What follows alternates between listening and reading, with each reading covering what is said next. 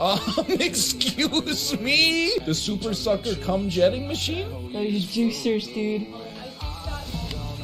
Oh. Huh?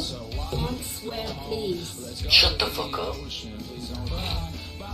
What the fuck?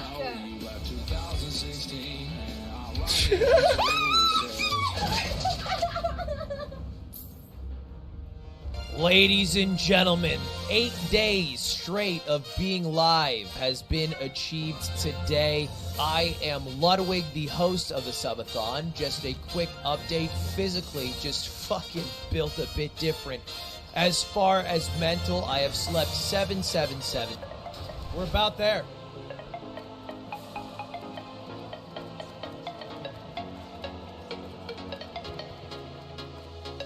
How would I get Ludwig banned if the stream goes too long? SBP, which is the Slime's Balls Protocol. Kind of like a kill switch, a nuclear option. The worst part of the Subathon has unironically been how fucking lame and boring and unfunny my chat has been. I show my butthole on stream live.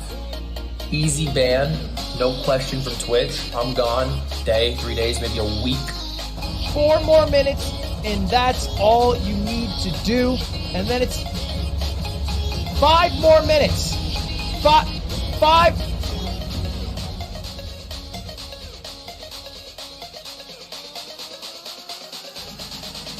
How about you lick my eardrum with your tongue, and then you put your asshole right next to my ear and fart directly into my ear canal, please? You're telling me that this guy is bald? Fuck you. I've had a threesome with 2 dudes in me. No, dude, no! Not enough fucking juicers in here, dude. Hell, dude. Oh my god. Wait, why is Streamlab open so many times? Look at you, bro. You're nobody. John's brother. Oh, fuck! I can buy some. I'm chilling with Spectre for a bit if you guys want. Next one. I'll smack the fuck out of you, bro. Fuck! Fuck you, shit.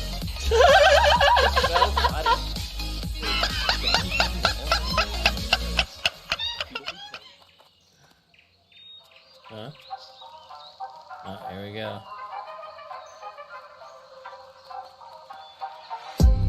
Let me see your hands, asshole. Oh yeah, we were down the street from that. Stay down. Nope.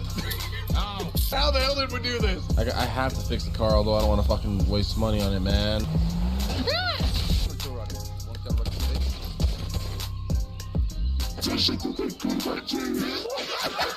Someone please get me out of here, dude. Fucking burger bun. What do you think? Go back to the kitchen. I'll show you what these hilltop hands do, bitch. Oh, Tony. Oh, Jesus, first time we did it! I really hope it falls on both of us. It might. I'm Johnny Silverhand, and you just got cyberpunked. Later, losers. Oh! Ooh, what are you watching, porn? Pretty much. Thank you, Red Crystal, for gifting us out. This is like a Guys, we're skipping this part, okay? Skipping this part. That's good. Someone Sorry, boys. Oh my god, the whole lobby got... Oh, Too late, already 3-3. Came from Arkansas. Arkansas. Oh, shit. Oh god! Equal rights for women. Nope. Help me, Eric, help me, I'm drowning. I don't care. You hella look! Wake up, we need you. You want to do it? Oh! What? You don't need to scream to it. What?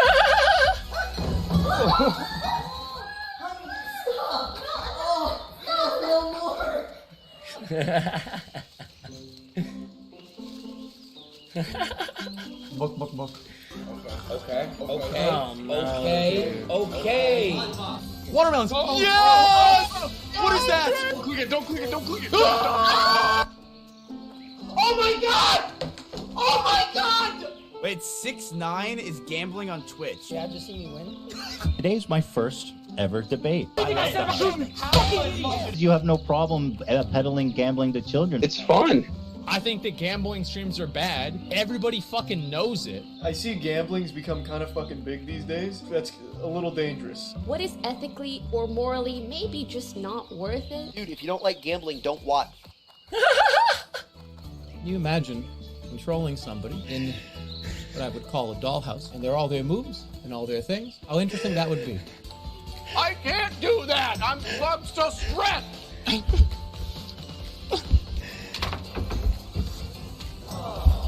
What am I doing? Look over. Don't look over here. Meow. Yeah. Yeah. No. Without every single person here, it doesn't happen. See you later. My head!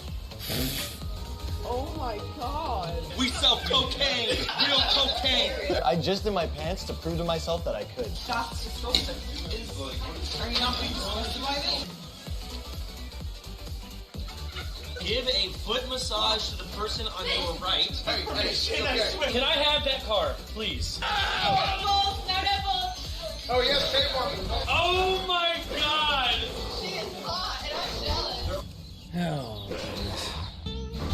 I like some of the vodka streams. What makes you know about skincare? Their studies can't be oh no, dude. I've been so excited, like, developing this for the past 2 years. In reality, some other company probably did 99% of the work. Don't buy Valkyrie's blue light cream. Because you will get scammed. I don't believe the fucking blue light is destroying your skin. Oh god, it burns!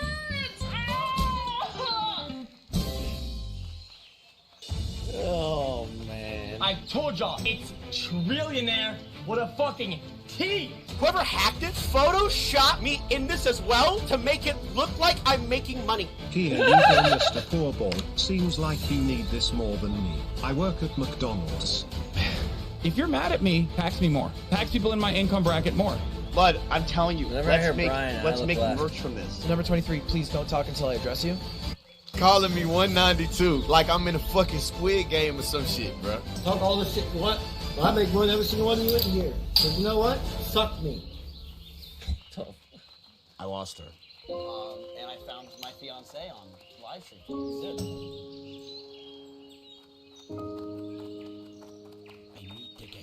Nick is completely devastated.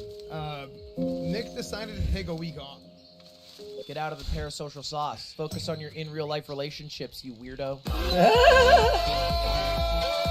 Oh my god. Where is your ass? Wait, Madison Square Garden isn't a garden? This guy doesn't know when to shut the fuck up. Beat his fucking ass. Yeah. You ever get hemorrhoids? Hey. Oh shit! Like, let's say everyone like, oh, it's good.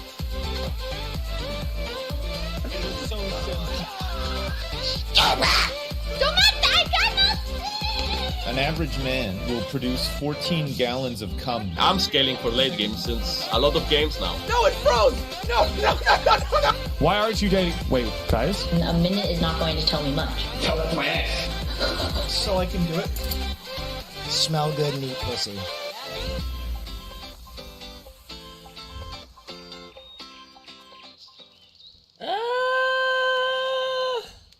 Yo, you know what the most fucked up part about the Twitch leaks were? What's that? It exposed me for being poor. What number were you? Like 4,000 or something. I was like 50K in 3 years. People are coming out of chat saying you're below the poverty level, lol.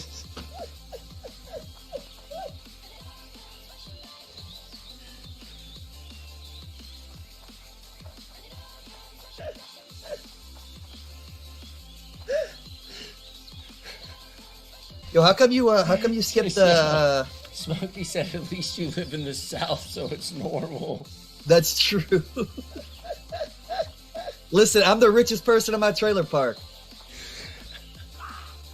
So tell me, how come you skipped the hot grills, but you watched the gambling part? Where's your priorities?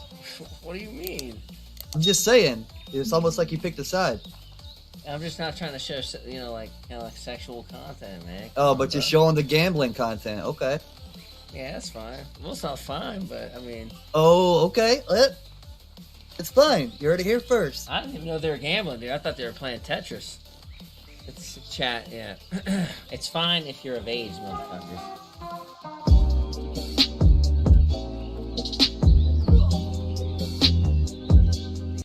Y'all tonight we are going to have some of your favorite Twitch streamers as presenters. We have 10 categories with, 5 nominated games each. That's right. And of course, we will have lots of robots and chatbot with streamers at the controls of those robots floating around our stage here. And if you go to your favorite channels and vote for your favorite games through their pages and they Where control the am I? extension, those are our co-streamers you are seeing on the screen right now. So go to any one of them and watch along with us, please. Absolutely. The co-streamers will be providing extra information about the games while polls are open. So be sure to join them to keep the discussion going. You can find your favorite co-streamers on the Control Plus Participants tab. Second page? That's right. Oh, man. You definitely got to go over there and check it Come out. on! We have amazing people co-streaming COVID, my man. Thank y'all for That making must be the something show else. That's possible, got to be and that's stay something tuned else. for some very special That has to be. surprises, along with some exclusive looks, into Horizon I'm a World. presenter. Newly I am available better in the than them. US and Okay, Canada let's go with that. for those 18 and over. That is correct. Our first presenter tonight is Yasuo. Yasuo, yeah. Yasuo is a professional League of Legends content creator with 100 Thieves, where he gives his best analysis on Riot's newest releases. He also has a really cute dog. He's adorable. The dog's adorable. We all stand a cute puppo, all right? Let's give a warm welcome. Please welcome Yasuo. Yasuo, get up here. Hey, listen, the dog is very cute. Hey, unfortunately, he's not here with me. He's with family. He's being taken care of. But you do have another hairy animal with you today. Thank you for having me. I never thought hinting in League of Legends for years would get me here, but hey, look where we are. Very grateful, and I'm very excited to announce the award. Well, go ahead and take it away, Yasuo. It's your show now. Hey, listen, what do y'all need from me, okay? We got a great award to present, after an amazing ceremony, amazing show. You guys are doing a great job. What is the he award that supposed we're to going say? to present is for the best game that keeps on giving. So what that means for people that don't know, the games that may have originally come out before this year, but they've evolved with new content and excelled at maintaining a popular player experience. So, do we have the nominees? I hope we have the nominees. I believe we do. Either way. Best game that keeps on giving. Fall Guys. No. Try again. Animal Skip. Crossing New Horizons. There's no script, by the way, for what I'm supposed to say. Yes. Among Us came out with a new map. Final Fantasy 14. I actually like Final Fantasy. But I want Among Us to win. 5. No, I want Among Us to win. Among Us is the best game ever. I made it. All right, I'm voting.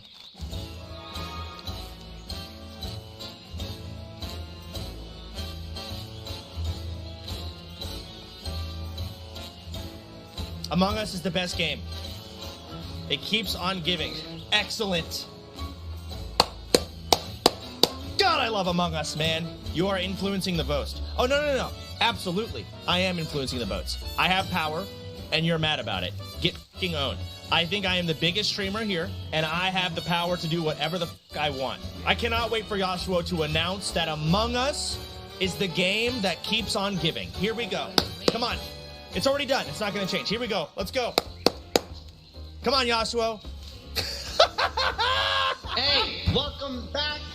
You guys had amazing choices to choose from, with the Among Us, the Fall Guys. Listen, the winner with 40% of the total vote, honestly, I think we all saw this coming, Among Us. Hey, congratulations to Among Us. Innovated this space, made a bunch of streamers, honestly. A lot of streamers rose to the top of Among Us. Great content. Now, let's be honest. People don't play that much these days. Hey, Among Us 2, Among Us 3, when these come out, new maps, people are going to love it again. But either way, Among Us revolutionized the space. People loved it. And a lot of content was made. So congratulations to Among Us on winning the best game that keeps on giving. Shut up. Get off the screen. Best competitive game. Halo Infinite Multiplayer. What is this? Pokemon Unite. Pokemon Unite. Pokemon Unite, absolutely. Mario Party Superstars. Mario Party. Yes. Knockout City. I love Knockout City. I love this game. Crab Game. Crab Game! Voted. Please. It's so competitive. You've never lived until you've played ranked crab game. So does Choice of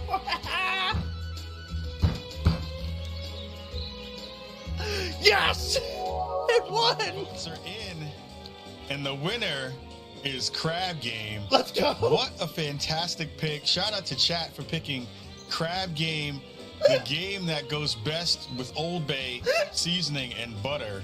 It is the game that everyone has picked for our winner for best competitive game. Massive shout out to you all in chat. And we're going to kick it back to Bruce and Cup. Massive love to them. We'll see you all very, very soon. I love Crab Game. Our next award, as you can see, is very special. We're using our MetaQuest 2s to present this next award in VR. Yep, and again, it's never been done. Don't look it up. Don't look it up. I've got my avatar ready. Are you ready? I am so ready. Let's go. All right, see you in Horizon Worlds. Here we go. What? Use VR chat. Whoa. Oh my God. Are we? Wait a minute. Hold on. We're in virtual reality. Is that right? What's going on? We have transcended. Oh man, you got your hat. They should be in VR chat and have You have massive your fancy tits. suit and you got guns. You're buff. Yes. Massive tits. Wait, hold on. High five. What? Can we do this? Yes. Yes. Wait, we can. We are in Bruce, virtual reality. I don't have to Yes. jump to give you a high five. This is Horizon World. It's available on the MetaQuest 2 right now in North America, and you can make literally whatever you want. We have made the entire stage. You can make a zombie game. You can make a hangout with all of your friends like we've done here. There they all. They're all right there. You can see them out in the audience. Here's a thumbs up to you. And you get a thumbs up. Good one. Wait, so what you're saying is you can do anything. The possibilities. Endless. Endless. All right, but we're here. All right, you know we're what? here for a reason. Get some Right? support. Yeah. So I'm going to put the microphone in front of you. Hit it. Hit it, Casey. All right, y'all. We're all together. You know, the VR brings us together for our next nominees for the best game to play with friends. Let's check it out. What is this? Back for Blood. I like this game a lot. Halo Infinite multiplayer. Yeah. Mario Party Superstars. I need to find the worst game on this list. Where's the worst one? Knockout City. I love Knockout City. It Takes Two. I love Knockout City, man. I'm a huge fan. And those are your nominees. Oh, I like that thumbs up too. Nice job. I All heckin' love it. We got to go back to work. We got to go back to work and see what the actual result is. Yes! Right now I love Knockout on this City. stream and vote for your best game to play with friends. It's so good. Welcome back. We just gave out the award for best game to play with friends. Now, I want this. I want this though.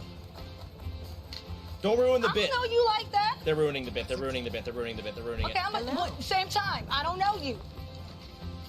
Do you think they see? I don't know who this is. He snatched it from me, Bruce. Do something. I don't know. They just gotta let him. Just. I'm it's part of the visiting. production. It's part of the production. That's Go ahead. Pluto? All right, we just gave out the award for best That's game right, to play we with did. friends. How can so y'all now tell? it's time to give an award for the best game to play with no friends. That makes a lot of sense. Bruce, go ahead. Introduce our next presenter. I absolutely will. She's not only a full-time streamer who loves games like Minecraft and Legend of Zelda, she was also once working as a microbiologist. Here to present the award for best game to play with no friends, please welcome Kara Corvus. Okay, best Kara, game to how are play you? with no friends. So I was looking at the list of nominees for this category, and I saw, as a Zelda fan, that Skyward Sword was there. Personally, that's who I'm rooting for. No, we're not but letting it win. I guess the chat. I will will have not to allow her figure to out who announce actually that. Wins. Skyward Sword. Nope. But You have no without power here, further child. ado, here are the nominees for best game to play with no friends.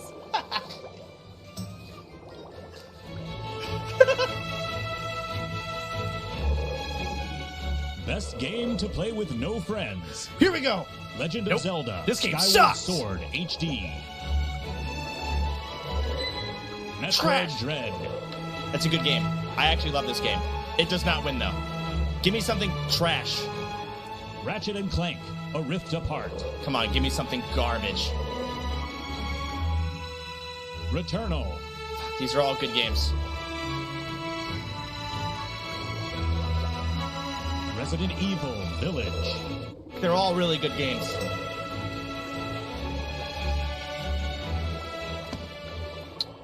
I'm just gonna go with Resident Evil Village. I gotta go Village because it's actually, that's unironically my favorite out of them. I like horror-themed games, and I can't let her announce King Legend of Zelda. I can't let her have that.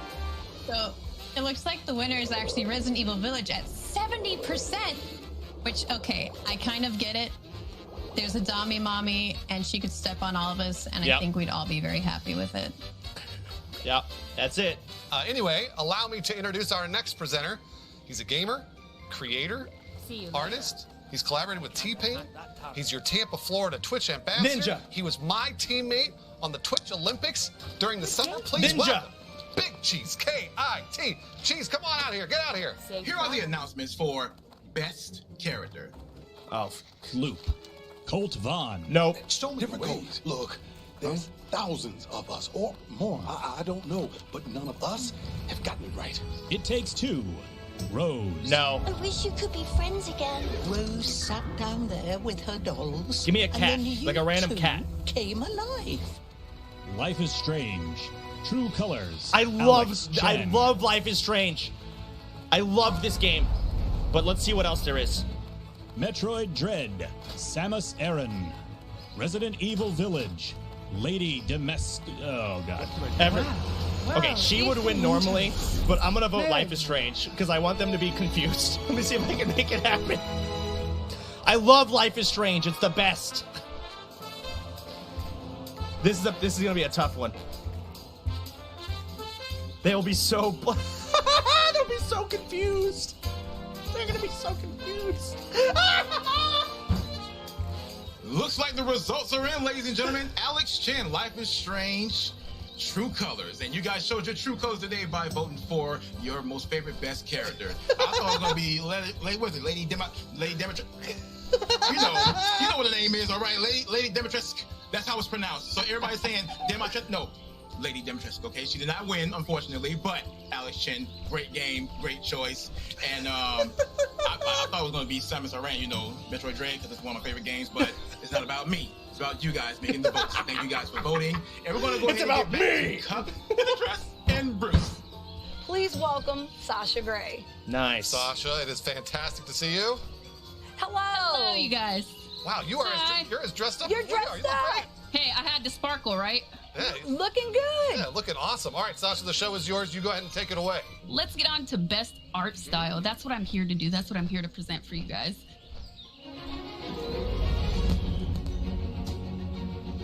Best Art Style. Kena, Bridge of Spirits. No.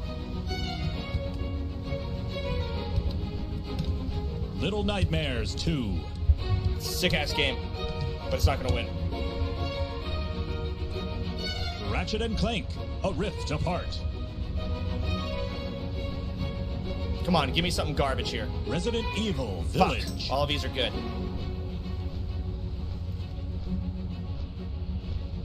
Psychonauts 2. God damn it. No, I'm not. No. All right, my choice. Out of these, Little Nightmares 2. It deserves an award. I actually like the art style. Horror themed. I decide. Little Nightmares.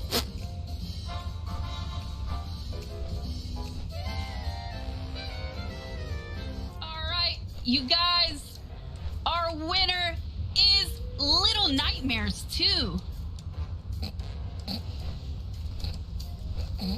How do you guys feel about that? That is really cool. It's such a great series.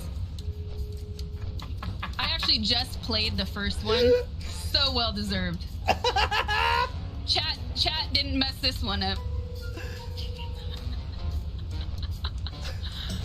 I am actually stunned. I thought a lot of people were gonna go with Village on that one. It's a great game, though. It is. Give it some credit. Yeah, like I said, this is a good year for smaller games. I feel like it's nice to see them get extra love. Soda Poppin' is rigging the votes. They say, hey, that's why, he's co-streaming, you guys. The power of influencing the vote. In the votes, they say, hey, this is a good year for smaller games. I feel like it's nice to see them get extra love. Soda Poppin is rigging the votes. They say, hey, that's why, you know, he's co-streaming, you guys. The power of influencing the vote. It's true. Hey, thanks again, Sasha. Thank you. I really appreciate you presenting that award. Thank you to you and your community. Thank you. Yeah, we're gonna go back to work. I'm honestly, I'm very, very surprised by all of that. Yeah. Especially, Sasha said that there was somebody that was co-streaming that event, and that's what it shot up the vote to 73%, right? What? See, that means. Wait, what is that? Hey! Hey! Oh, God. I didn't get him.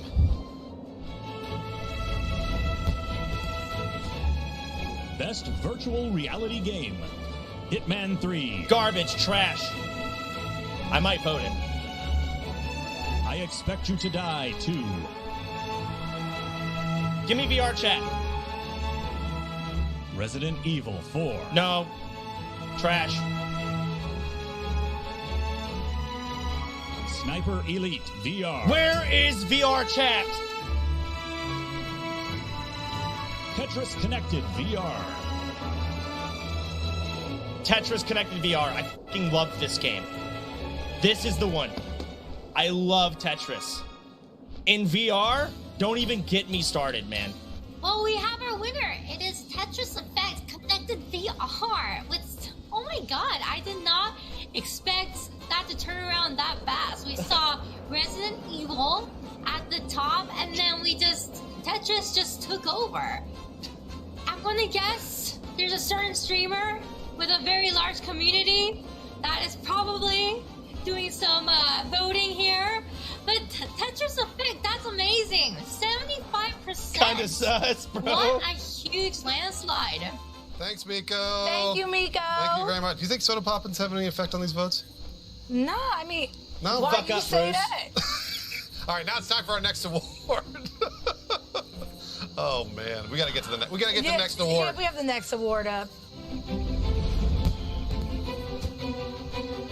Best Indie Game. 12 minutes. Cringe. Risk of Rain. Death's Door. I like this game a lot. I have to give it to this. Kena, Bridge of Spirits. Bullshit.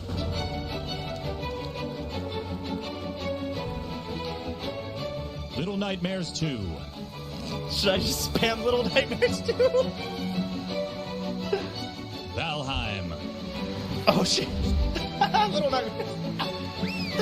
Valheim's bad and sucks. Terrible game. I love Little Nightmares 2. Announce the winner. Susu, announce the winner. Read it.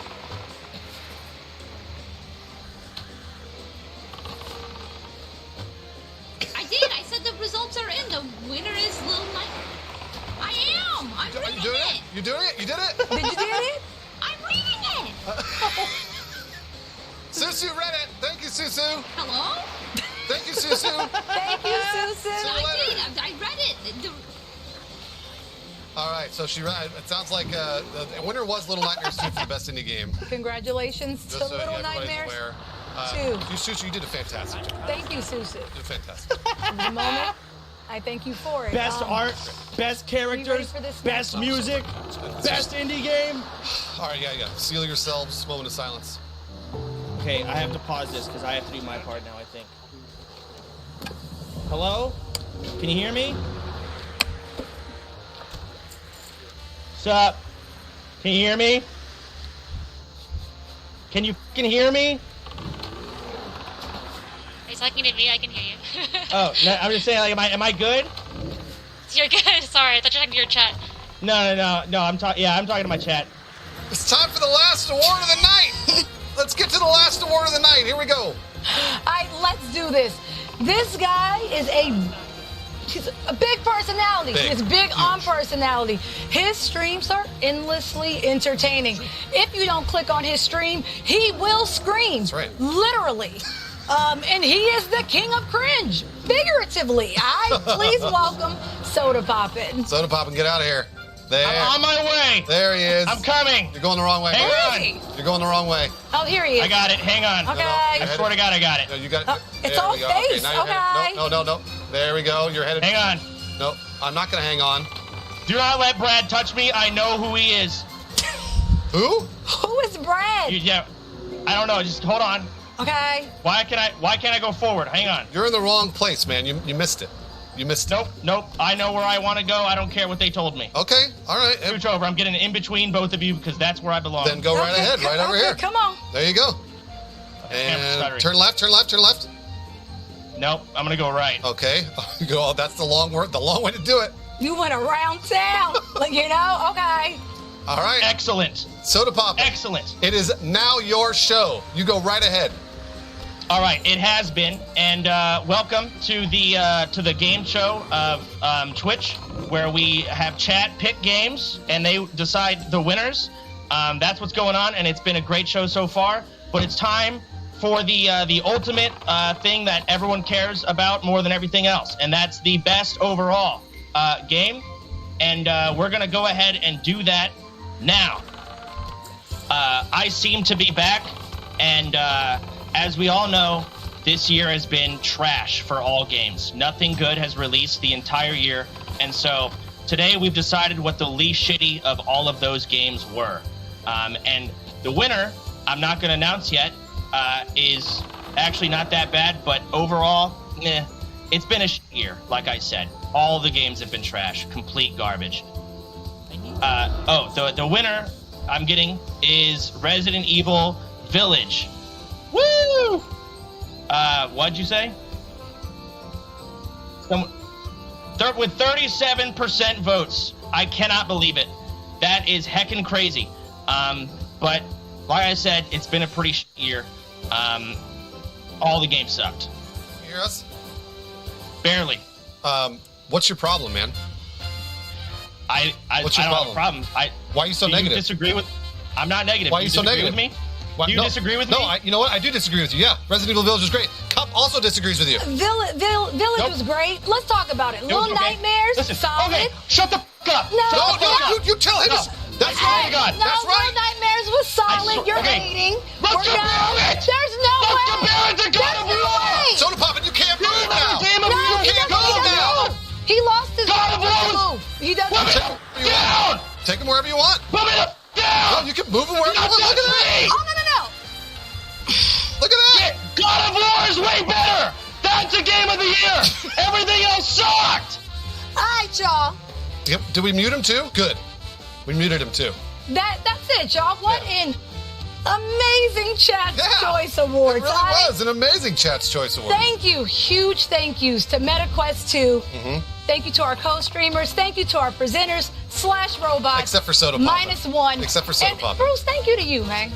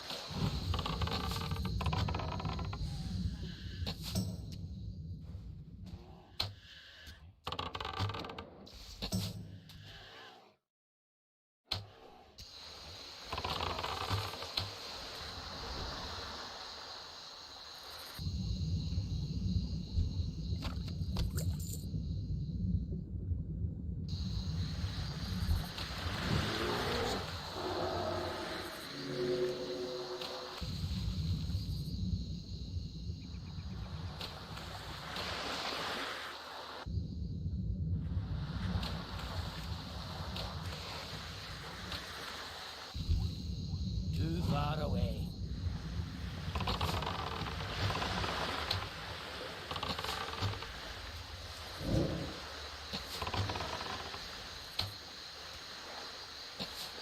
Can't stop.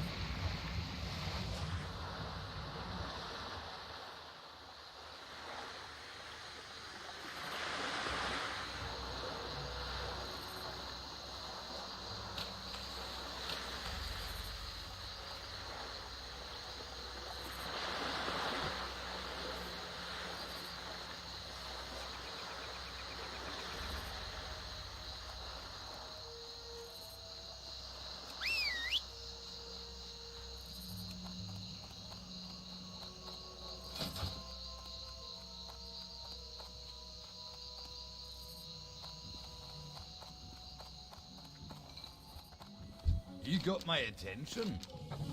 Watch your back.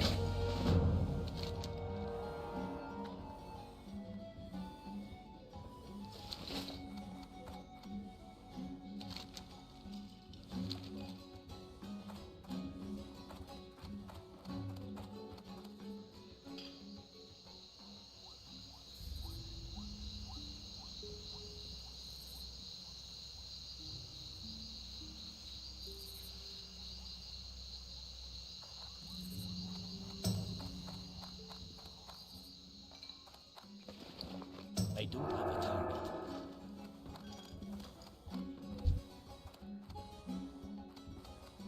Talk to me.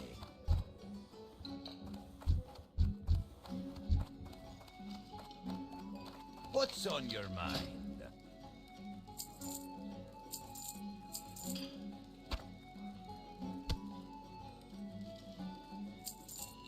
Safe travels.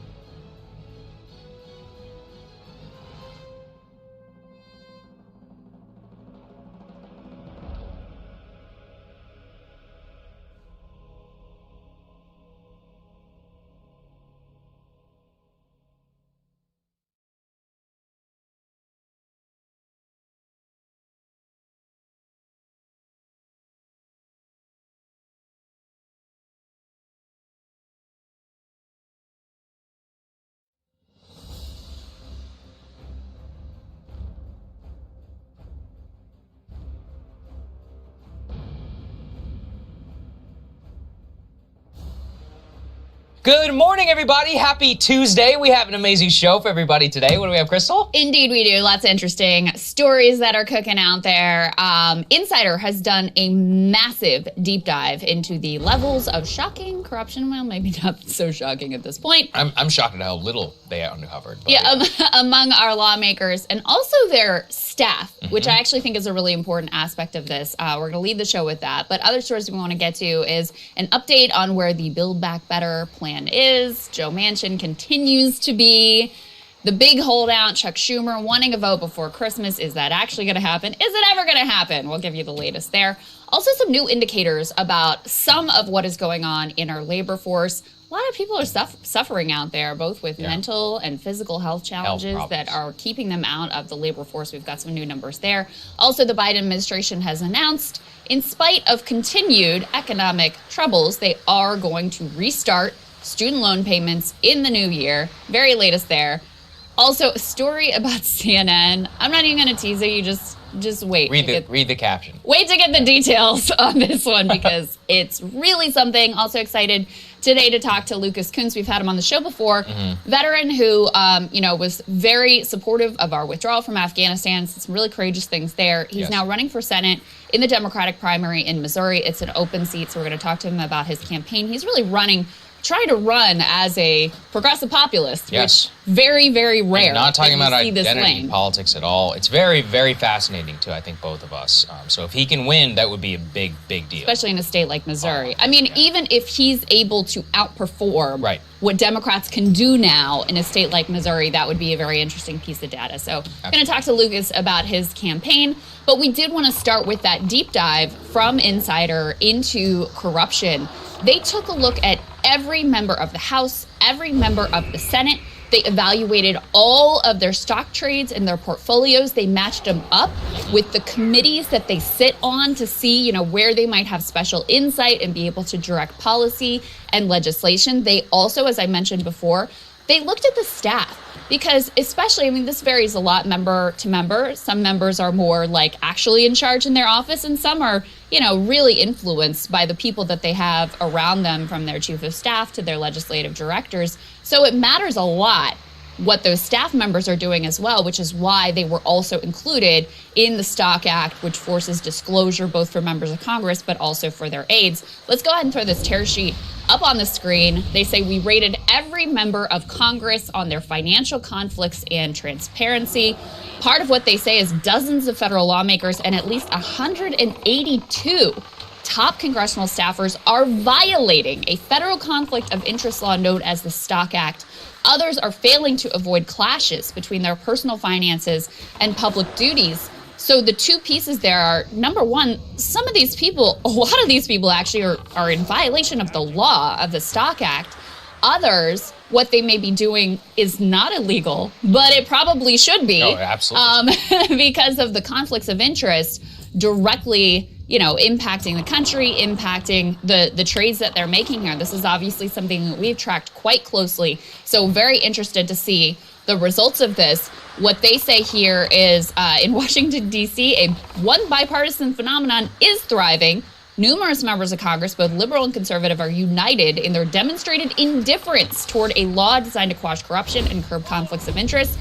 Insider's new investigative reporting project, Conflicted Congress, chronicles the myriad ways that members of the U.S. House and Senate have eviscerated their own ethical standards, avoided consequences, and blinded Americans to the many moments when lawmakers' personal finances clash with their public duties. Very strong language, and what is uncovered is quite significant. Let's go ahead and put who are the worst of the worst here. They graded everybody. You can see the graphic there along the left.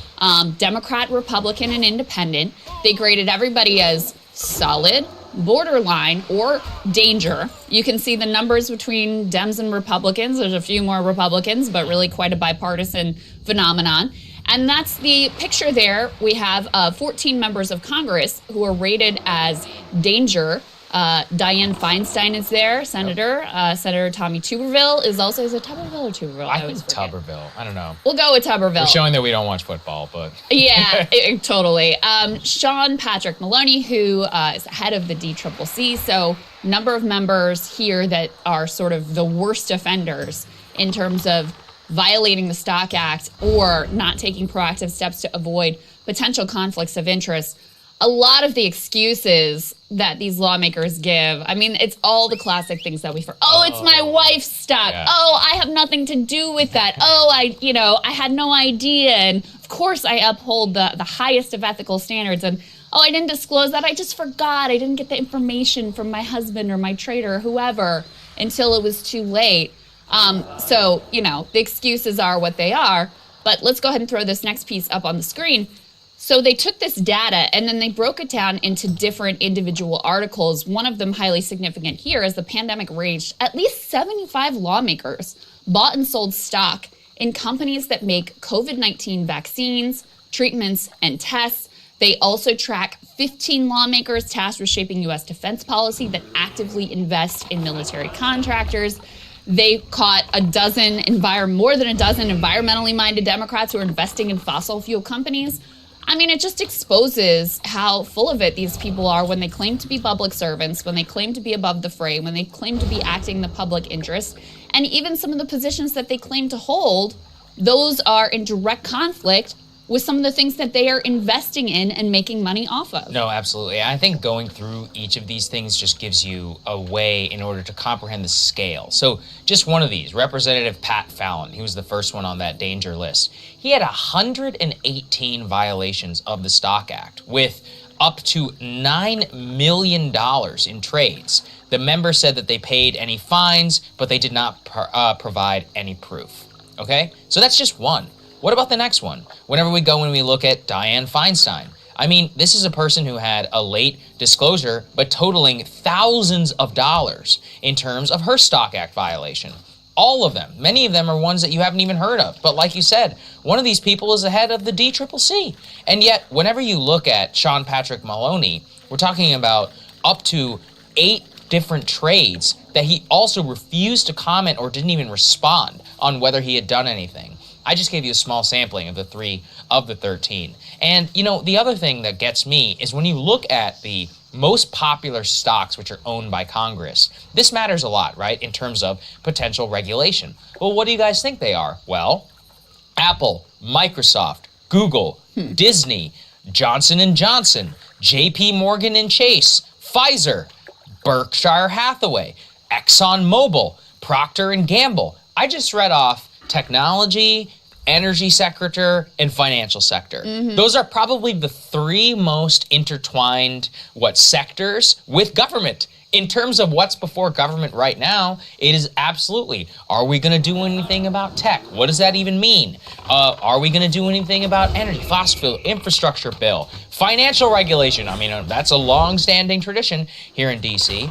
Now, you would have to be a fool to think that your ownership in these companies is not going to, at least in some way, impact how you decide to vote. I mean, does anybody truly believe that? And this isn't to cast aspersions on them. This is to say they're normal human beings. Most people, if you own something, well, when something bad happens, or, are you really going to vote directly against your financial interests? The whole point is, let's not even let people get into that situation. And, the more you look at this stuff, like even Berkshire Class B stock, like high net worth individuals. Alibaba is also on there. Love that. Chinese corporation. Awesome.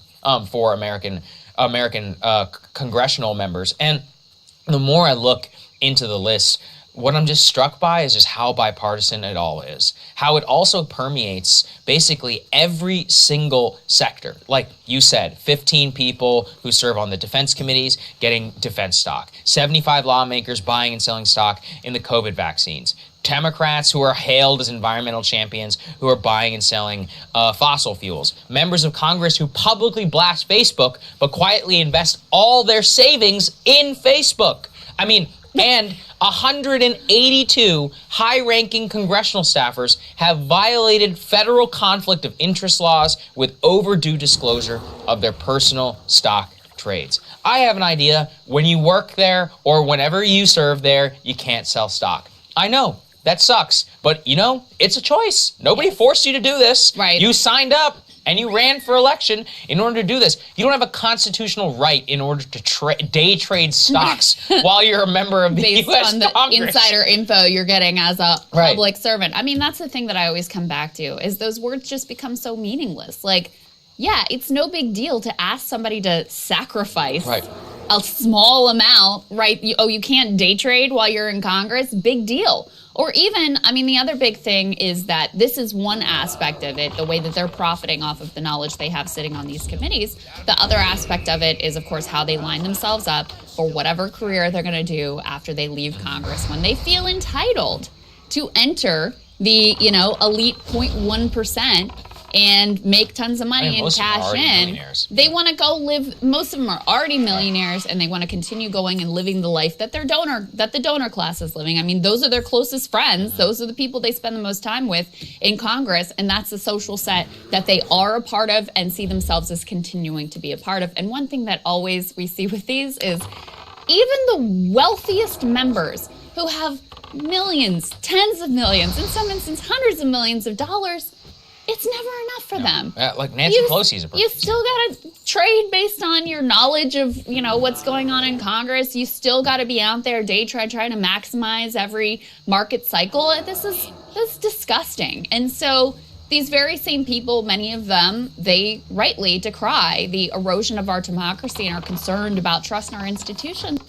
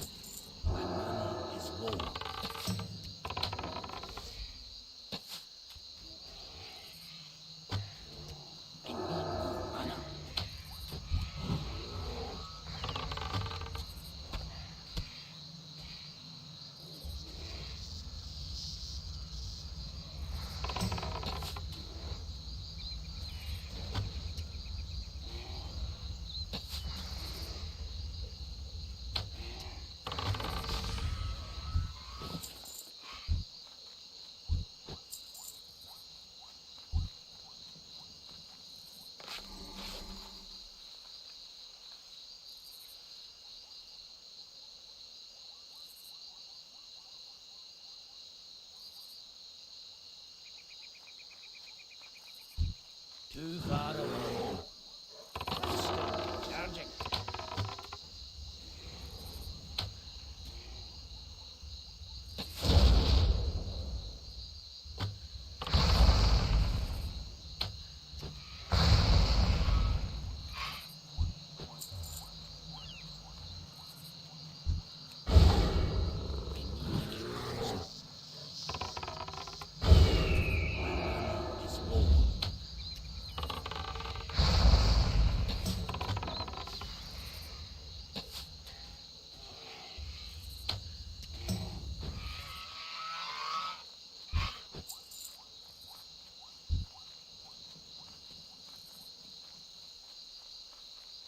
Too far away.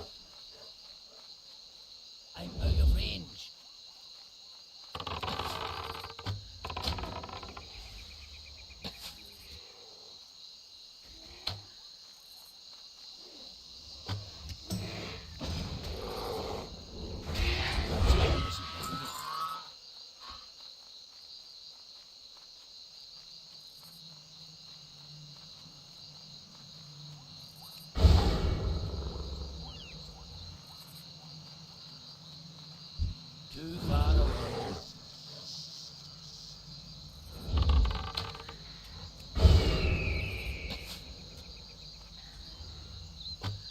Not enough mana.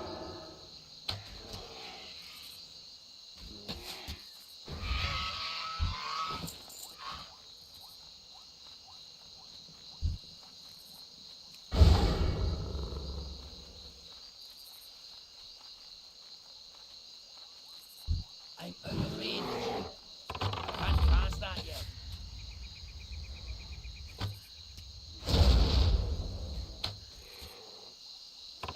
That spell isn't ready yet.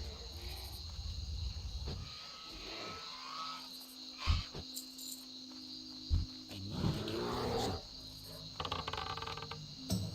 My mana is low.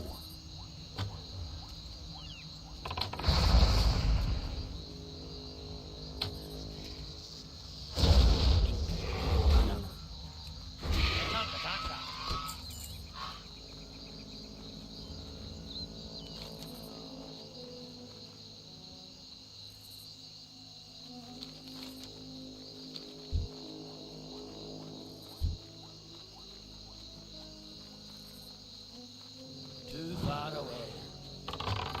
Still charging. I can't cast that yet.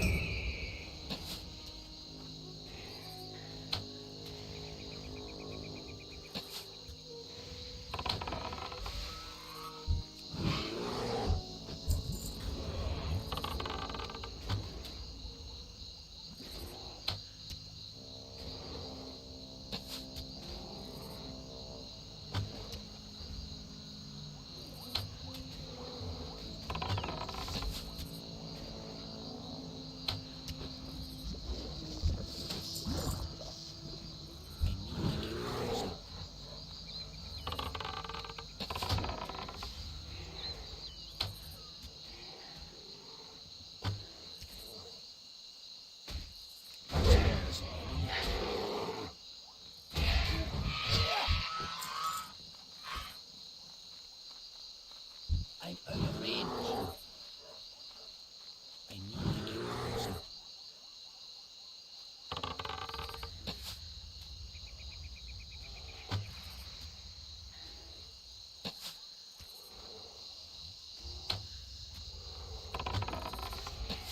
I'm out of range. Not enough mana.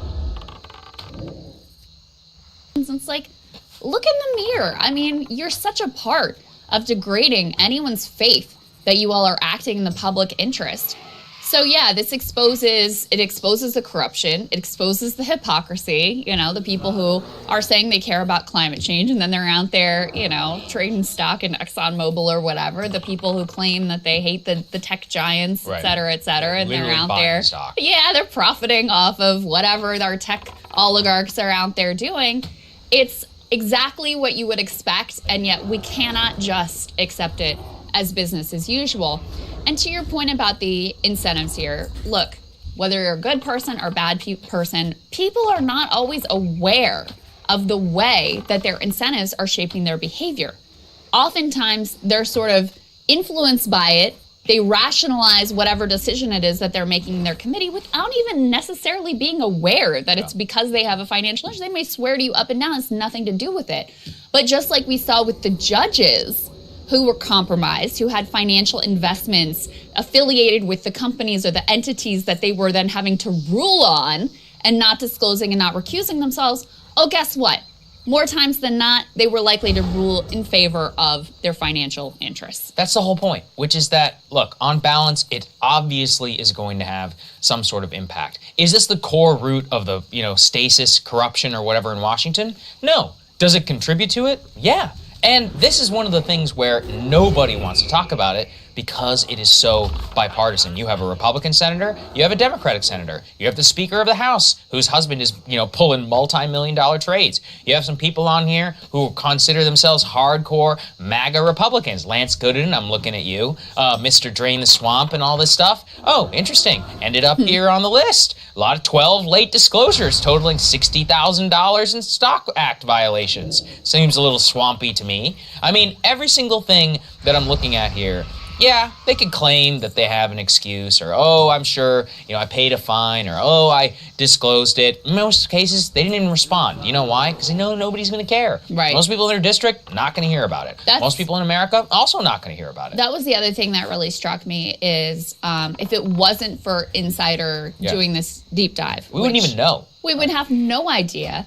Like, who's keeping track? I mean, this stuff is very complicated. People need to understand is that because it's not like it gets fed into a database. They have to compile each individual member's data, enter it into a database, then break down the data by state, representation, all that, then look for a late violation, and then ask if they went ahead and paid for it. It's like what I just described to you would take, 10, 15 people, like months of work. It's a lot of work. Huge project. The amount of data entry alone would be immense. And we wouldn't even know about this. Now that we do, I mean, is it going to make a real difference? Probably not. I saw rare for me to defend AOC, but I saw her tweeting about no, I don't own any crypto because I don't think members of Congress should be able to buy fungible assets while they serve in Congress. And it was like, she was getting ridiculed in D.C. to that idea. I was like, no, that's actually a really good idea. So obvious. Yeah, I'm like, that's actually principled. I'm like, that's unironically a very, very good idea. But that tells you a lot. That it's just, as far as I know, the only member of Congress who's ever really spoken about it, at least in recent times, and it's not going anywhere. For them to change the law, they'd have to change it themselves. That's the issue. That's another problem. That's another thing that should be changed. We should be the ones governing the rules that they should apply. have some sort of different, there needs to be some sort of check on Congress itself, because that's the real issue. I think that is the real issue. One of the real issues anyway. Hey guys, thanks so much for watching. That's right. Just as a reminder, you can become a premium subscriber today. Watch the full show completely uncut, our reactions to each other's monologues. You get to listen to it, you get to ask us questions, all that good stuff. Link is right there in the description or at breakingpoints.com. Best of all, great way to say screw you to the mainstream media.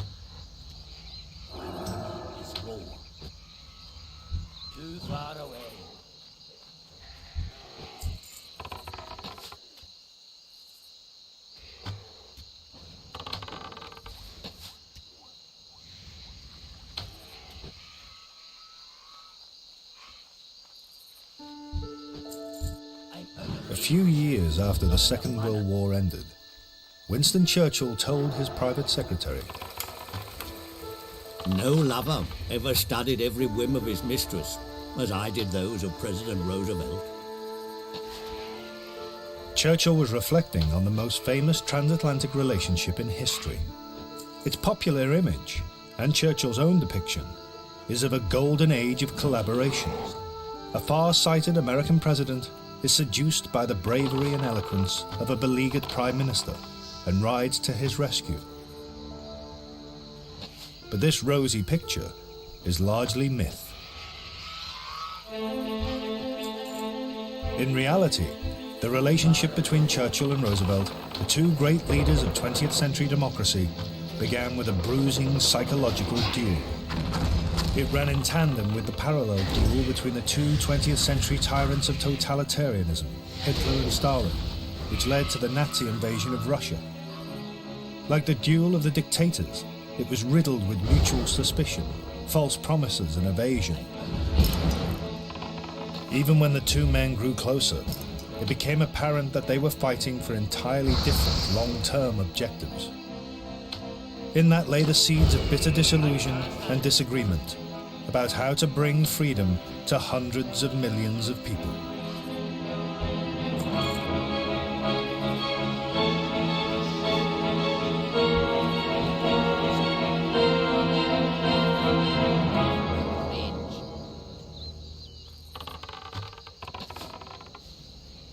On May the 10th, 1940, on a bright spring morning in Washington, President Roosevelt called a meeting of his cabinet to discuss astonishing news coming in from Europe.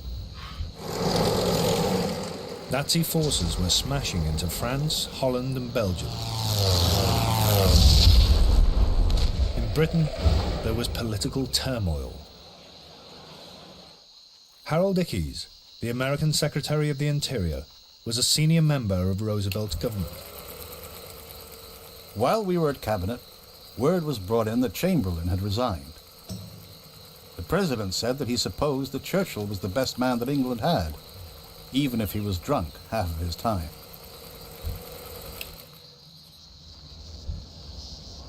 That evening, Churchill became British Prime Minister.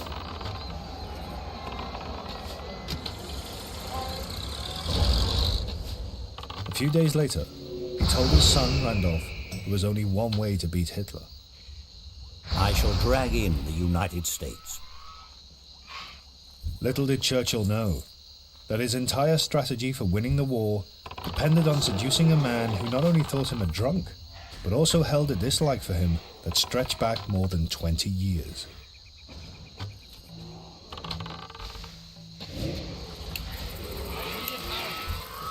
The roots of that dislike lay in Roosevelt's memory of the one and only face-to-face meeting he'd ever had with Churchill. In 1918, as American Undersecretary for the Navy, and before he was disabled, he'd visited France and Britain. He later remarked that Churchill, then Britain's First Lord of the Admiralty, had been a stinker, lording it all over us.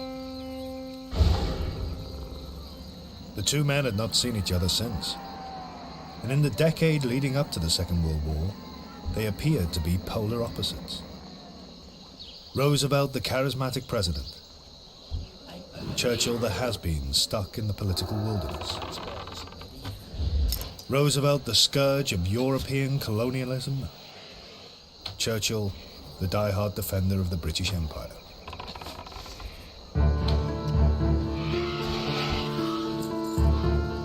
But one thing united them. They both understood from early on that Hitler presented a new and terrible force with which peaceful coexistence would be impossible. So when Churchill returned to the cabinet as First Lord of the Admiralty on the outbreak of war, Roosevelt immediately started a transatlantic cable correspondence with him. My dear Churchill, it is because you and I occupied similar positions in the World War that I want you to know how glad I am that you are back again in the Admiralty. Privately, Roosevelt told the American ambassador to Britain, Joseph Kennedy, I have always disliked him since the time I went to England in 1918.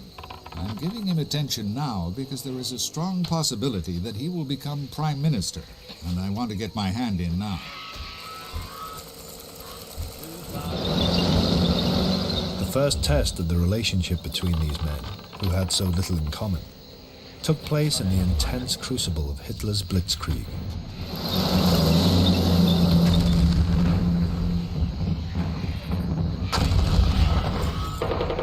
Churchill's opening tactic was to try to shock Roosevelt into helping Britain and France.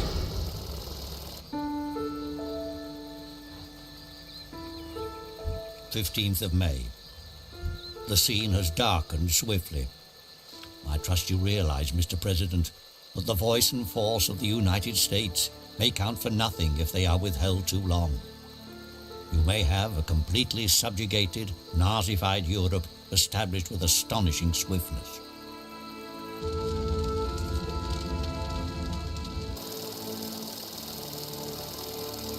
Churchill told Roosevelt that Britain's very survival could depend on the immediate loan of 50 American destroyers, mothballed since the First World War. The next day, Roosevelt refused him. Churchill's first request had resulted in instant disappointment. But for the president, the loan was too big a political risk. The United States was still a land at peace, trying to enjoy life, and bound by neutrality laws.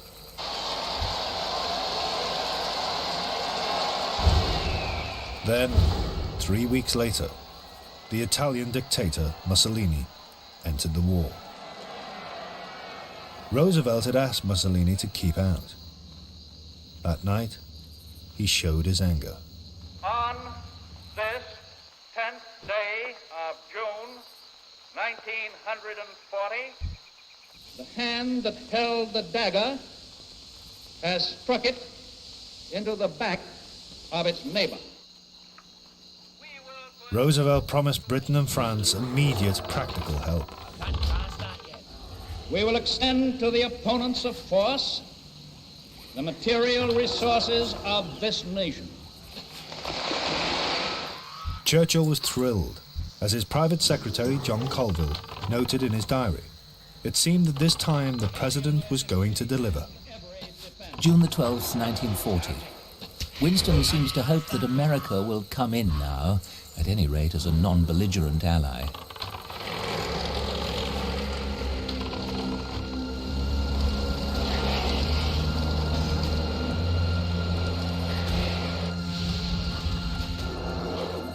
As Paris prepared for the Nazi onslaught, and its children were evacuated, Roosevelt even followed up with a private message to Churchill and the French Prime Minister Paul Reynaud, reinforcing his promise to help. This government is doing everything in its power to make available to the Allied governments the material they so urgently require. Churchill pounced on Roosevelt's promise. 15th of June. We must ask as a matter of life and death to be reinforced with these destroyers. We will carry out the struggle, whatever the odds, but it may well be beyond our resources, unless we receive every reinforcement.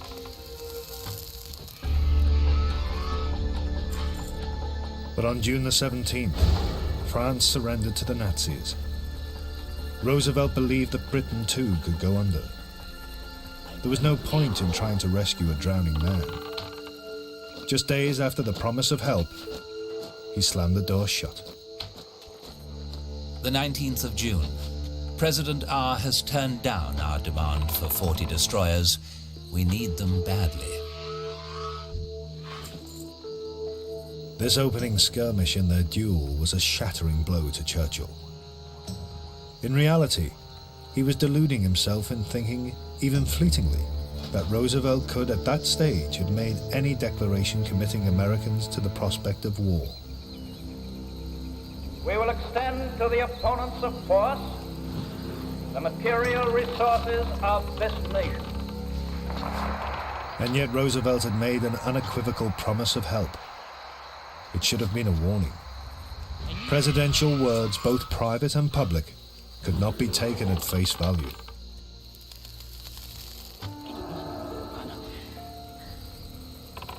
By late June 1940, Churchill was isolated. Hitler was master of Europe. Roosevelt's promises of help had come to nothing. But the shock of Hitler's conquests had forced many Americans into a rethink. Opinion polls showed that the number willing to help Britain, even if it meant the United States being dragged into the war, jumped from 30 to 60%. And Roosevelt could see that Churchill and the British intended to fight on, come what may.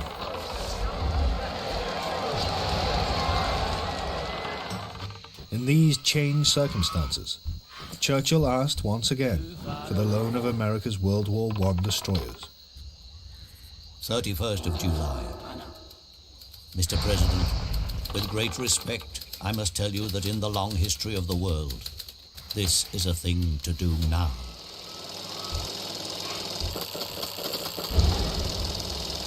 This time, Roosevelt, on much safer political ground, said yes. But to keep the United States Congress happy, he insisted on a legal agreement under which Britain, in return for the destroyers, gave America 99-year leases on military bases in the Caribbean and Newfoundland.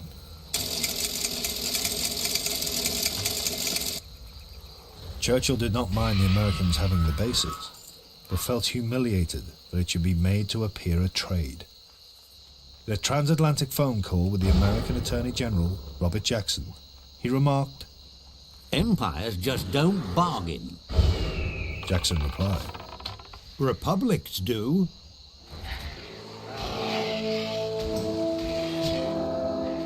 It was the first tiny dent in Churchill's beloved empire. But the value in morale was priceless. Announcing the destroyer deal to the House of Commons, he was jubilant. The 20th of August.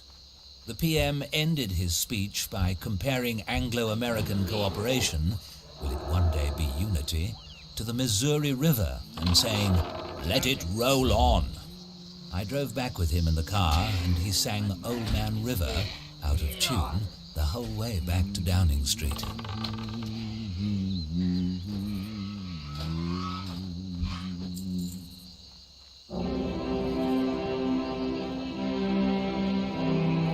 The autumn of 1940 hardened Roosevelt's view that Churchill was worth backing. The Royal Air Force beat off the Luftwaffe in the Battle of Britain. Hitler's invasion plans were stalled. Those close to Churchill, like the War Secretary Anthony Eden and his private secretary John Colville, could see him begin to relax. Tuesday, October the 8th, 1940. The PM, dressed in his blue siren suit, dined with Eden in his new dining room at number 10. He was in great form and amused Eden and me very much by his conversation with Nelson, the black cat, whom he chided for being afraid of the guns and unworthy of the name he bore. "Try and remember," he said to Nelson reprovingly, "what those boys in the RAF are doing." So far, all Churchill had been able to offer Roosevelt was grim warnings. But now, with Hitler for the moment thwarted, he could show Roosevelt too his lighter side. I cannot feel that the invasion danger is past. The gent has taken off his clothes and put on his bathing suit, but the water is getting colder and there is an autumn nip in the air. But the brutal truth was that Churchill needed Roosevelt more than ever. By late 1940, the fight against Hitler was bankrupting Britain. Churchill pleaded for massive American aid. Within his long cable to Roosevelt was one short, stark sentence. 7th of December. The moment approaches when we shall no longer be able to pay cash for shipping and other supplies. In fact, Roosevelt had already decided to help. He'd just been re-elected President of the United States for an unprecedented third term, having promised Americans their country was not going to war. Yet he believed that Hitler could not be stopped without American help. He now came up with a way of achieving these contradictory aims. He would finance and equip the British to do the fighting and keep the Nazis away from the United States. On December the 29th, 1940, Roosevelt broadcast his big idea to Americans. We must be the great arsenal of democracy. For us, this is an emergency as serious as war itself. There will be no bottlenecks in our determination to aid Great Britain. Roosevelt's speech sent shockwaves throughout Europe's capitals. In Berlin, the Nazi propaganda minister, Joseph Goebbels, sensed a sea change. 29th of December 1940. The USA is sliding increasingly into war psychosis. But will Roosevelt actually declare war? In London, this was precisely the question that Churchill was now asking himself. And he began to harbour an illusion that would bring both disappointment and great distress. I will faithfully execute the office of President of the United States. Roosevelt's first act after his inauguration in January 1941 was to introduce the legislation for what became known as Lend-Lease aid. Churchill saw it as the first step on an inevitable and intentional road to war. The PM is delighted by the new American bill, which contains wide powers for the President in every sphere of assistance to us. He says this is tantamount to a declaration of war by the United States. There were further private signs of Roosevelt's apparent intentions.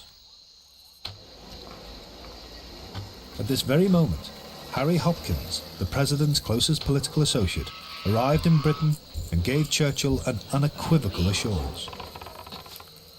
The President has sent me here to tell you that at all costs and by all means, he will carry you through, no matter...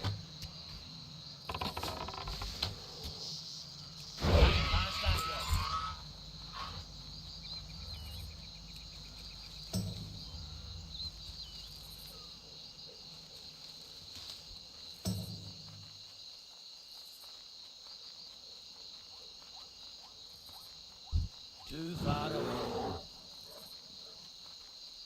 We need to get closer. That spell isn't ready yet.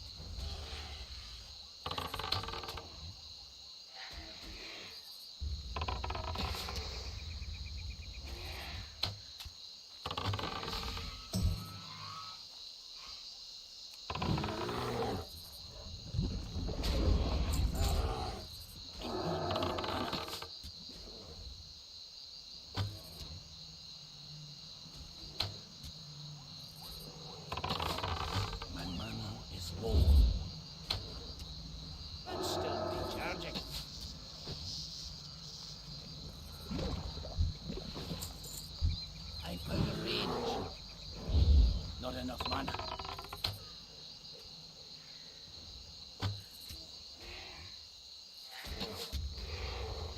Can't cast that yet.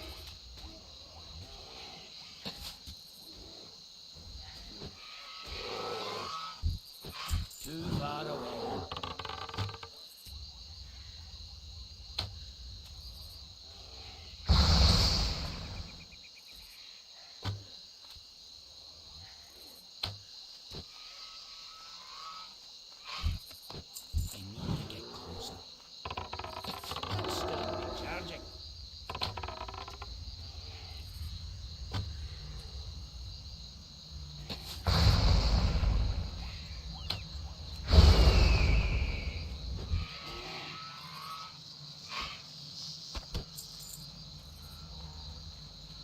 I'm out of range.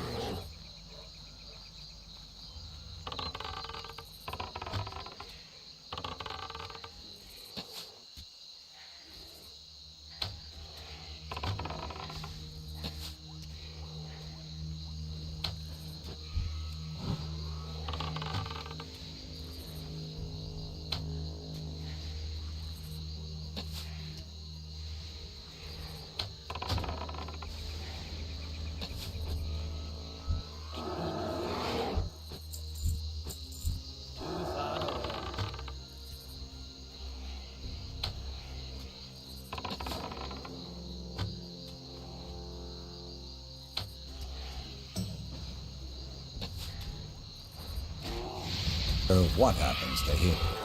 There is nothing that he will not do so far as he has human power. Churchill knew that under the United States Constitution, the President could only ask for a declaration of war. Congress had to approve it. But while a vocal minority of Americans wanted to have nothing to do with Europe's war, the majority wished to help. Churchill told John Colville, "The important element is the boldness of the President.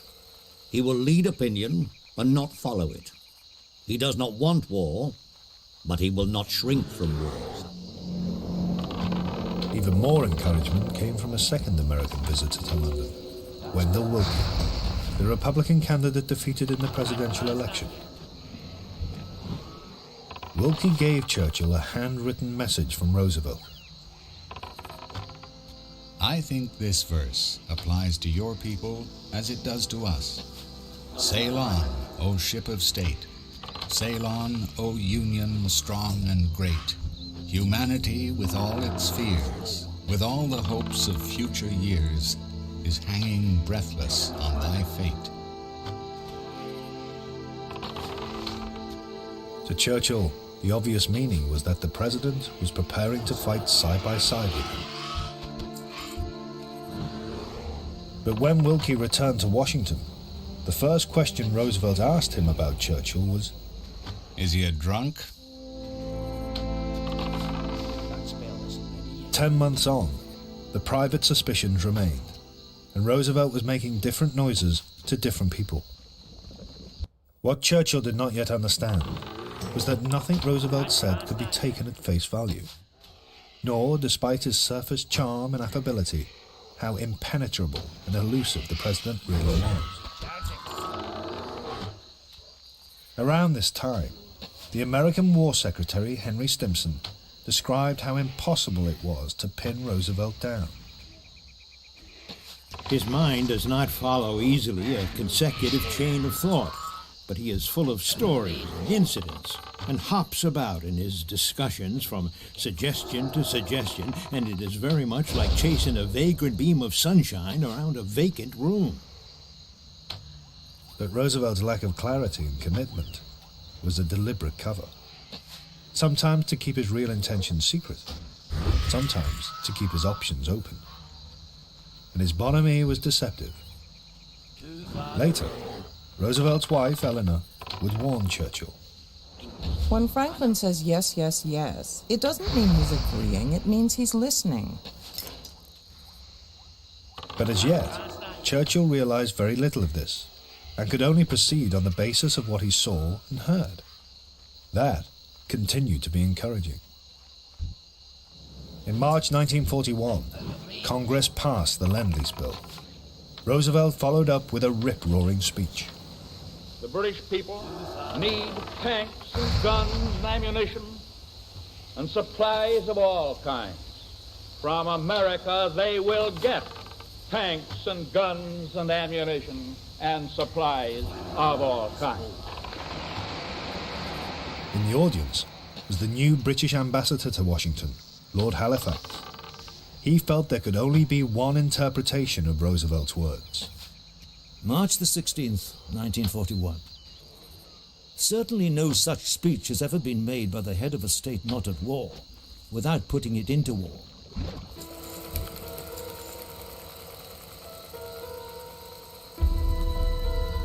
But those who knew Roosevelt best sensed that he was playing a double game with Churchill.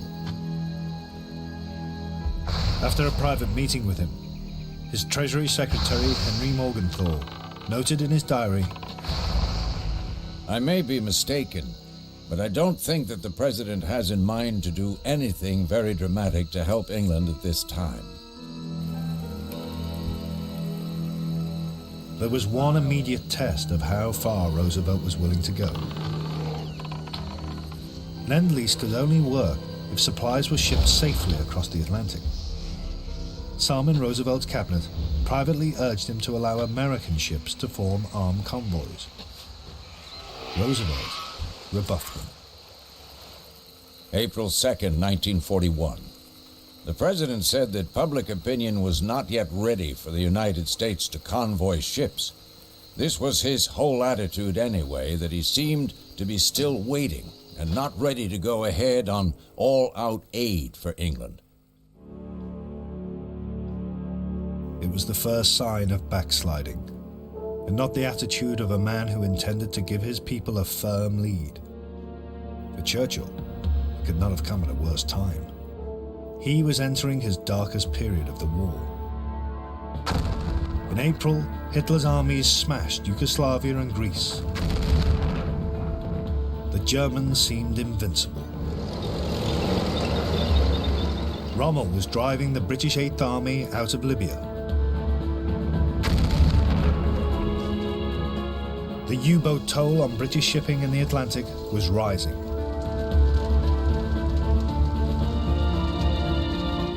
And Roosevelt, in the view of several of his most senior cabinet members, was retreating on his commitment to support the British.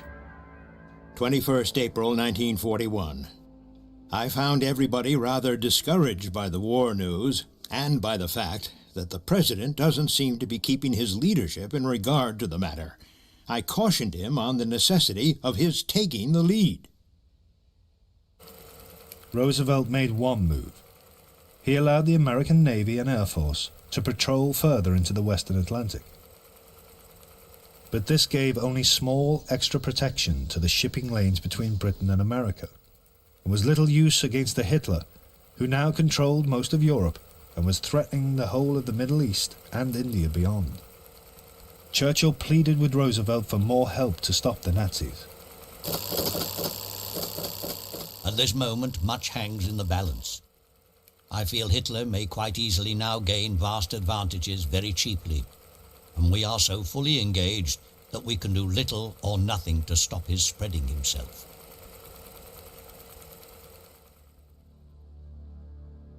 Roosevelt's reply shocked Churchill. The president appeared not to see what he was fussing about. Personally, I am not downcast by more spread of Germany for additional large territories. There is little of raw materials in all of them put together, not enough to maintain nor compensate for huge occupation forces. For Churchill, Roosevelt's message revealed a devastating truth. It showed that the president simply didn't care about the Middle East. Viewing it as part of an outdated empire, he preferred the British to do without. What mattered to him was supplying Britain through the Atlantic in order to keep Hitler away from America. The next day, May the 2nd, Churchill toured the bombed city of Plymouth. In public, he was keeping his chin up. But Hitler's destruction and Roosevelt's message had pitched him to rock bottom. Friday, May the 2nd, 1941. The PM, in worse gloom than I have ever seen him, dictated a telegram to the President drawing a somber picture of what a collapse in the Middle East would entail. Then he sketched a world in which Hitler dominated all Europe, Asia, and Africa, and left the US and ourselves no option but an unwilling peace. In desperation, Churchill told Roosevelt he must come to his rescue.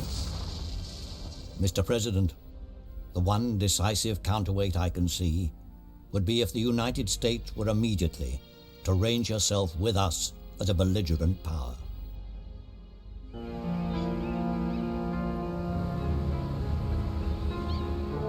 It was a year since Churchill had become Prime Minister, and he was back to square one, on bended knees to Roosevelt, begging him to join the fight, threatening disaster if he didn't.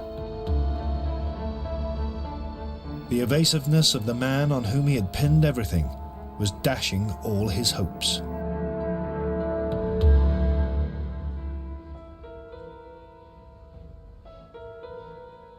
In May 1941, Winston Churchill was at his lowest ebb. It seemed President Roosevelt was letting him wither on the vine. He minuted his Foreign Secretary, Anthony Eden. It seems to me as if there has been a considerable recession across the Atlantic, and that quite unconsciously we are being left very much to our fate. It was not just Churchill who was in despair. In Washington, several of Roosevelt's most senior cabinet members were in mutinous mood at the president's apparent inertia. On May the 12th, 1941, the Interior Secretary, Harold Ickes, organized a secret meeting with the War Secretary, Henry Stimson, the Attorney General, Bob Jackson, and the Navy Secretary, Frank Knox. Ickes noted in his diary, I had called this meeting to see to what extent the men mentioned would be willing to join in some written representation to the President. All of us found ourselves in complete agreement. None of us could account for the President's failure of leadership. 2 days later, another senior cabinet member, the Treasury Secretary Henry Morgenthau, recorded in his diary a meeting with Harry Hopkins, the man closest to Roosevelt. Hopkins said the president has never said so in so many words, but he thinks the president is loath to get us into this war, and he would rather follow public opinion than lead it. At this pivotal moment, Roosevelt appeared to suffer some form of psychological crisis. Pressured by the small but still vocal minority of isolationists on one side, and the hawks in his cabinet on the other, he spent much of May 1941 in bed, and rarely went to the office.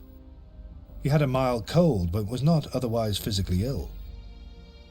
When asked by one of the staff what was wrong, his personal secretary, Marguerite Lahand, passed it off by saying, "What he's suffering from most of all is a case of sheer exasperation." Churchill's ever more desperate cables could only have added to his feelings of oppression. Whatever happens, you may be sure we shall fight on, and I'm sure we can at least save ourselves. But what is the good of that? The war was going from bad to worse. After conquering Yugoslavia and Greece, the Germans were now beating the British out of Crete.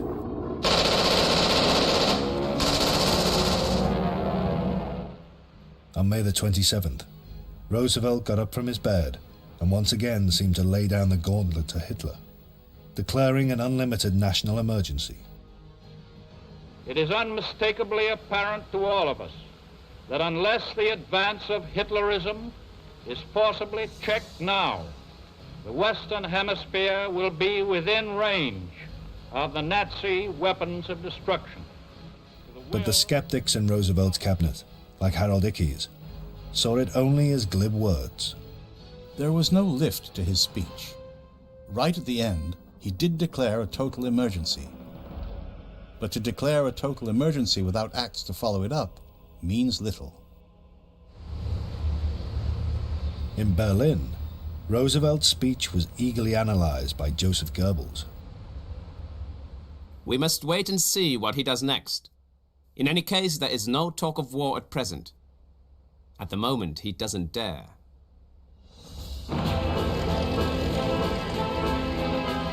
Nine days later, Goebbels' boss, Adolf Hitler, let Roosevelt off his hook.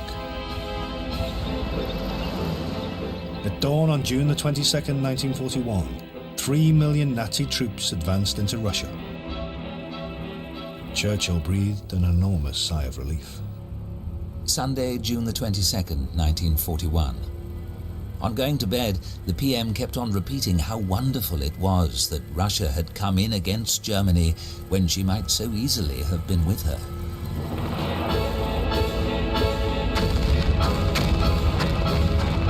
To Churchill, the invasion showed more than ever Hitler's global ambitions and could only compel Roosevelt to draw nearer to war.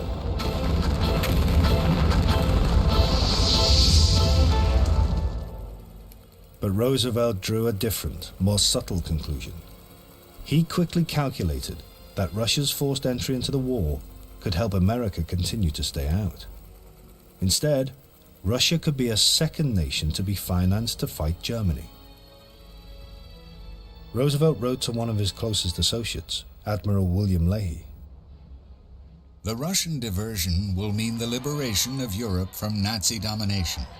And at the same time, I don't think we need worry about any possibility of Russian domination. After his psychological crisis in May, Roosevelt suddenly felt liberated. He swung into action, asking Congress to supply Stalin with everything he demanded, with no strings attached, and chiding his government into action. He said, "I am sick and tired of hearing that the Russians are going to get this and they're going to get that. The only answer I want to hear is that it is underway." He directed most of his fire at Stimson, who looked thoroughly miserable. In his outburst today, the president said that we must get the Russians the arms, even if it was necessary to take them from our troops, and I felt very badly about it. He was really in a hoity-toity humor and wouldn't listen to argument. What Stimson failed to realize was that Roosevelt did not care about taking arms from American troops. He had no wish or intention that they should fight. That was for British and Russian soldiers to do, with weapons supplied by the United States.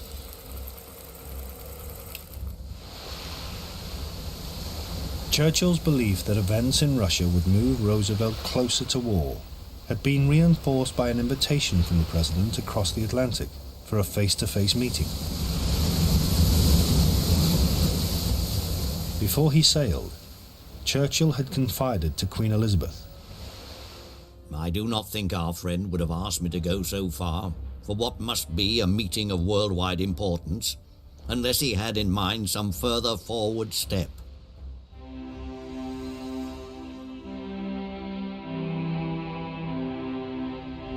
On August the 9th, 1941, Churchill, full of anticipation, arrived in Placentia Bay, off the Newfoundland coast.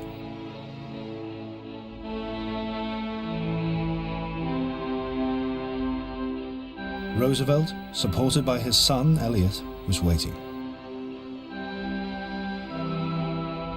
According to Elliot's account of their first dinner, Churchill immediately seized his chance to make a direct appeal to the president. Churchill reared back in his chair. He slewed his cigar around from cheek to cheek, and always at a jaunty angle. For a time, his talk was colored over with an insistent note of pleading. You've got to come in beside us. If you don't declare war, Declare war, I say, without waiting for them to strike the first blow. They'll strike it after we've gone under. You must come in if you are to survive.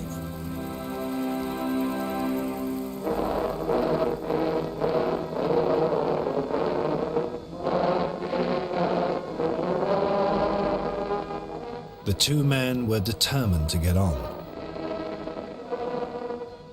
But on the second evening, one subject threatened to disrupt the conviviality: empire. The Americans had been driving a hard bargain over Lend-Lease, insisting that in return, Britain would promise to remove trade barriers with the British Empire.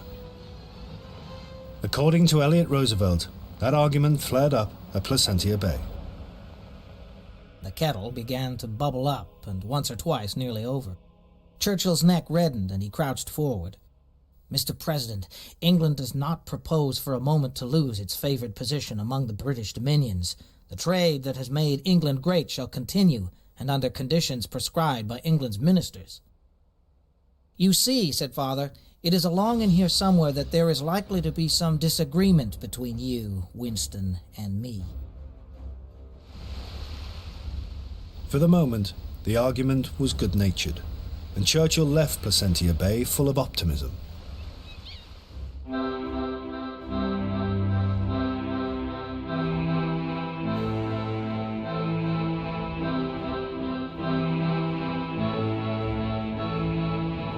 Back in London, Churchill informed his cabinet that Roosevelt had said he would deliberately look out for an incident which would allow him to bring America into the war. The President has said that he will wage war but not declare it, and that he will become more and more provocative. But in Washington, Roosevelt was giving a very different interpretation of the meeting in Placentia Bay. He told the press, "There has been an interchange of views, that's all. The country is no closer to war." For Churchill, Roosevelt's words were another shattering disappointment. He cabled Harry Hopkins, the president's closest political associate. There has been a wave of depression here about the president's many assurances about no commitments and no closer to war, etc.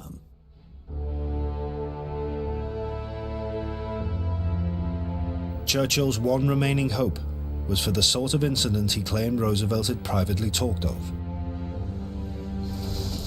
In the coming weeks, German U-boats in the Atlantic sank 2 American destroyers. Roosevelt finally agreed to allow American warships to escort merchant shipping in the Atlantic, and responded with his toughest words yet. When you see a rattlesnake poised to strike, you do not wait until he has struck before you crush him. Then, in the sinking of a 3rd American destroyer, over 100 crew died in the USS Reuben James. Churchill sent Roosevelt his condolences. 2nd of November 1941. I am grieved at the loss of life you have suffered with the Reuben James. I salute the land of unending challenge. But this most deadly incident yet brought no further action. Roosevelt did not even break off diplomatic relations with Germany. Once again, there had been rhetoric, but no move to war.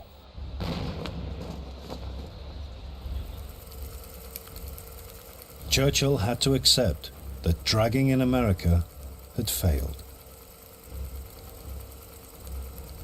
And Roosevelt's elusive behavior over the previous 18 months begged the question of what game he had been playing all along.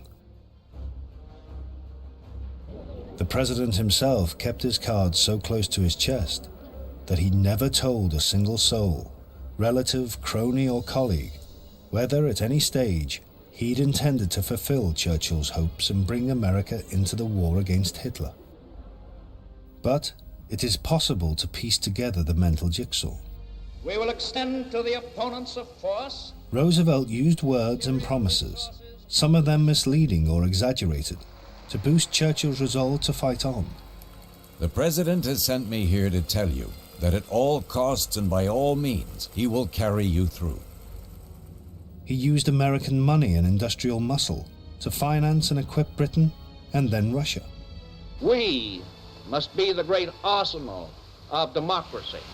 And he was willing to use the American Navy and Air Force to defend the Atlantic. What this added up to was one of the most brilliantly self-interested political strategies of all time. Roosevelt was defending America and opposing Hitler, his two core aims, at almost no cost to American lives. And, at the same time, he ignited a massive increase in arms production, which finally brought the United States out of economic depression. The extent to which Roosevelt deliberately intended all this, or whether it was the result of his bobbing and weaving in the face of events, will always remain unclear. As for the one thing Churchill wanted above all, an American declaration of war, of that, the evidence overwhelmingly suggests Roosevelt never had the slightest intention. Churchill's great hope had been an illusion. Even Lend-Lease had made practically no difference. It only provided 1% of Britain's weapons in its lonely year of 1941.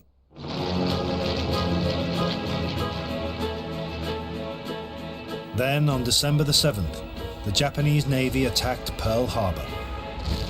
Roosevelt was brutally hurled into war. A state of war has existed between the United States and the Japanese Empire. Even now, Roosevelt did not ask Congress to declare war against Japan's ally, Germany. As it turned out, he was saved the choice. 4 days later, Hitler declared war on the United States. Churchill's relationship with Roosevelt was about to be transformed. For Churchill, it would be a double-edged blessing.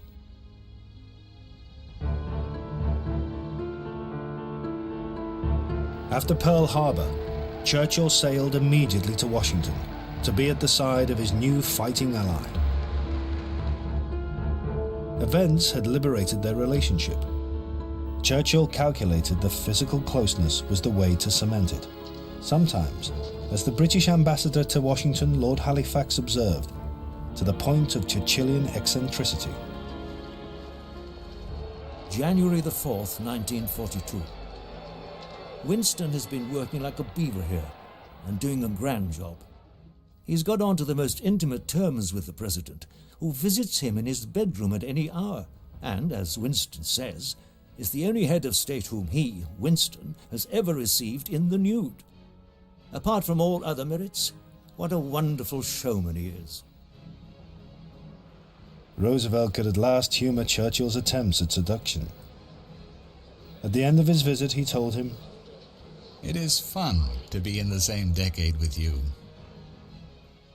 But beneath the smiles, those close to Roosevelt, like his Labour Secretary, Francis Perkins, noticed a new steel in his soul. He was a changed, more potent and dedicated personality. He was different. The terrible shock of Pearl Harbor, the destruction of his precious ships, the unknown hazards which war might bring to the people, acted like a spiritual purge and left him cleaner, simpler, more single-minded. This change in Roosevelt would have a vital impact on his relationship with Churchill.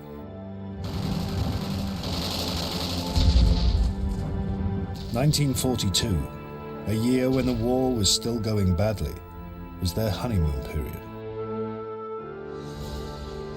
But it couldn't and wouldn't last.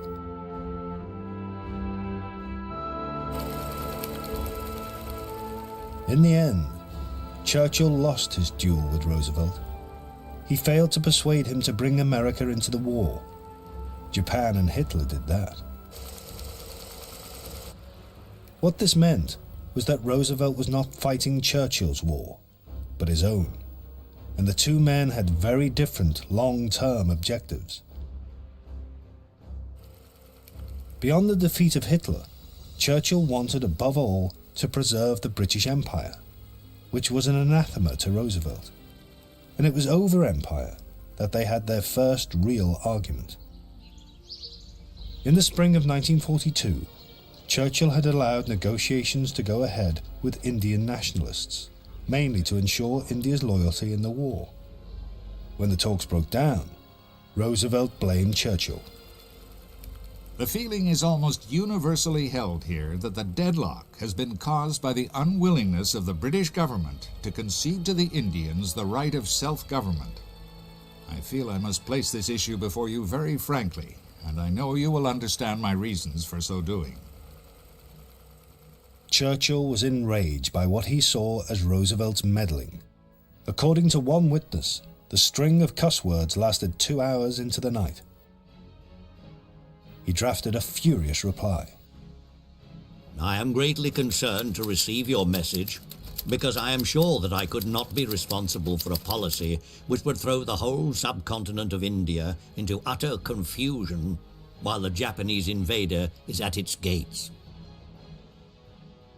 In the end, Churchill sat on the message, but he let Roosevelt know that he would resign over India if he was pushed too far. And there was a second gulf between them. Britain had gone to war for the freedom of Europe, specifically the independence of Poland. But as 1942 wore on, Churchill was beginning to see a new threat to Europe. The man who'd become the third ally in the fight against Hitler, Joseph Stalin. He told his Foreign Secretary, Anthony Eden, "It would be a measureless disaster if Russian barbarism overlaid the ancient states of Europe." Roosevelt saw it very differently. As far as he was concerned, the cause of the war in the first place was the infighting between Europe's ancient imperialist nations. And he began to see in Stalin someone who would help him rid the world of that imperialism.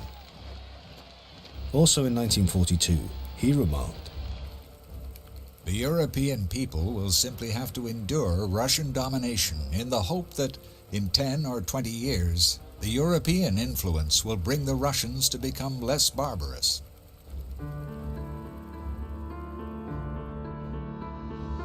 These opposing views held the seeds of increasingly bitter disagreements.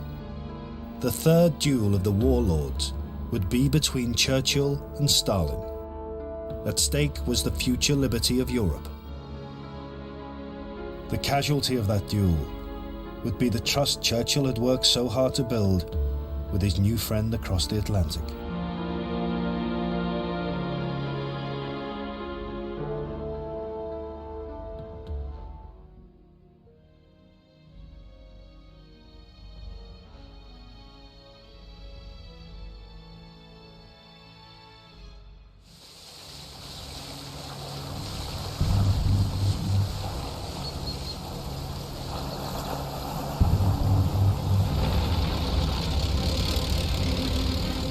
When Nazi Germany invaded Russia in June 1941, the Soviet regime under Joseph Stalin teetered on the brink of collapse.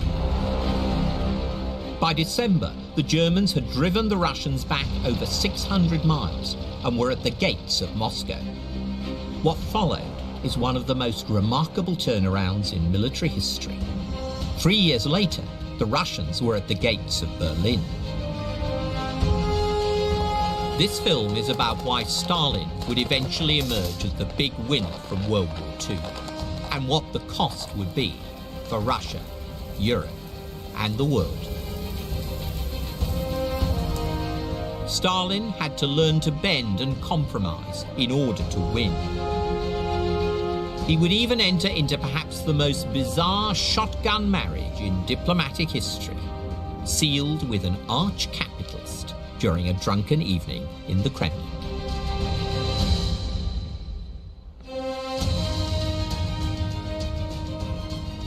Stalin had a strange, almost seductive charm. Winston Churchill, an unremitting enemy of communism, responded with respect, at times even affection, towards the man he himself nicknamed Uncle Joe. This is the enduring mystery of Stalin, the friendly uncle and the man of steel, a titan of the Second World War and a monster of the 20th century.